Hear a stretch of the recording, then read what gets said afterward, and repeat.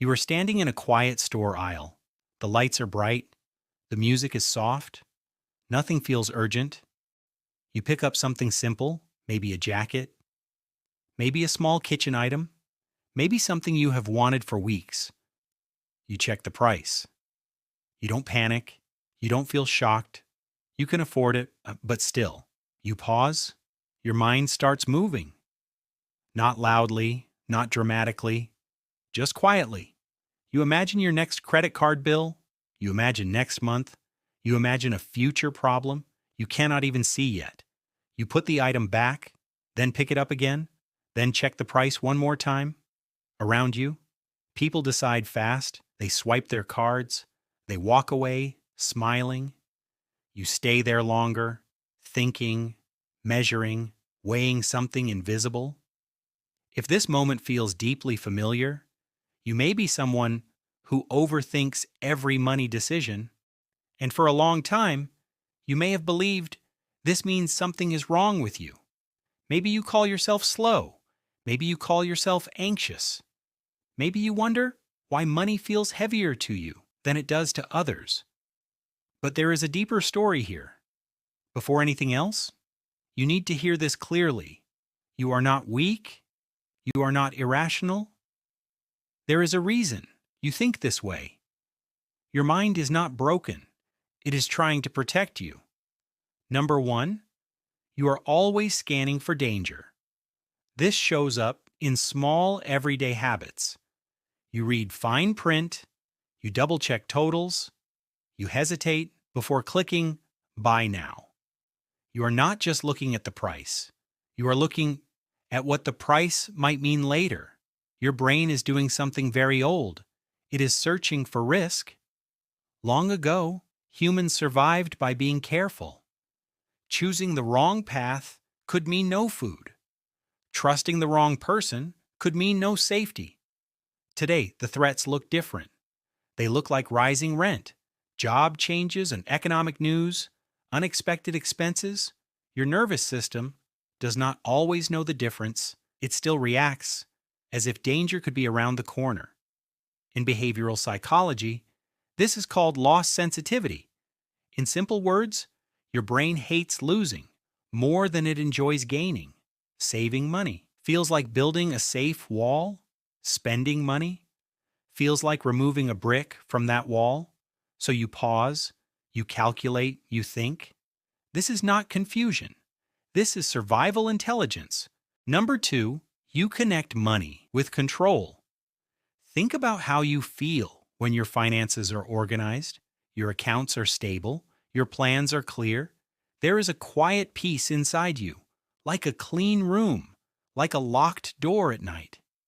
Now imagine a sudden expense, a broken appliance, a medical bill, a surprise tax. Your body reacts instantly, your thoughts speed up, your chest feels tight. This happens because money represents more than numbers. It represents control over life. When you track every decision, you feel like you are steering your future. When money moves without your permission, it feels like the ground shifts beneath your feet. Many people who overthink money grew up around uncertainty. Maybe there were financial struggles. Maybe there were tense conversations at home. Maybe you watched adults worry in silence. Even if you were protected, your brain was learning. It was storing a quiet message: be prepared, stay alert. A part of you is always preparing for hard times. So you budget carefully, you delay purchases, you keep backup plans in your mind, not because you want to be rigid, because you want to feel safe. Number three, you live in the future more than the present. You buy something today, but your thoughts travel years ahead. Will this choice limit me later? What if I need this money someday? What if I regret this? This kind of thinking is linked to long-term orientation. In simple language, you are wired to think far ahead. You can give up small pleasures now because you are protecting a bigger picture. This trait can be powerful. It helps people avoid impulsive traps. It helps people stay stable when others fall into chaos. But it also makes life feel heavier. Simple decisions start to feel loaded with meaning. A dinner out becomes a financial calculation. A vacation becomes a debate in your head. You are not just choosing an experience, you are negotiating with the future version of yourself. Number 4, you tie money to self-worth. For you, financial choices are not just practical, they feel personal. Spending too quickly can feel like failure. Making a risky decision can feel like weakness. So you hold yourself tight to very high standards. You want to be responsible, dependable, prepared. Your money habits become part of your identity. You see yourself as the careful one, the stable one, the one who thinks before acting. This can create quiet pride, but it can also create quiet pressure. You may judge yourself harshly for small mistakes. You may replay financial choices and long after they are done. This is not because you enjoy stress, it is because stability matters deeply to you. Number 5, you carry invisible memories. Even when life is stable now, your mind remembers moments of uncertainty. Maybe it remembers watching parents struggle. Maybe it remembers your own early setbacks. Maybe it remembers a time when things felt fragile. Trauma research shows the brain stores emotional lessons, not always as clear stories, sometimes as feelings. So you may not always know why you feel tense about money. You just feel it, you react faster to risk, you imagine worst-case scenarios. This is not dramatic thinking. It is protective thinking. But in the middle of all this protection, another feeling can quietly grow. Late at night or during calm moments, you may think about missed opportunities, a business idea you studied too long, a trip you postponed again and again, a chance you watched someone else take. You may look at friends who seem more spontaneous, relaxed, more willing to gamble on the future, and a soft question appears inside you. Am I holding myself back? And this is a painful question because part of you knows caution has helped you, but another part wonders what life might feel like without constant calculation.